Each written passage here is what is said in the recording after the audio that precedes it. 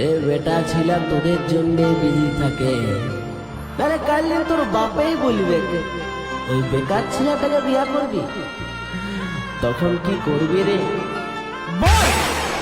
বারে কি এমন অপরাধ ছিল পর করে দিলিস আমাকে? মিথ্যা বানাই আজ ভুলে চলে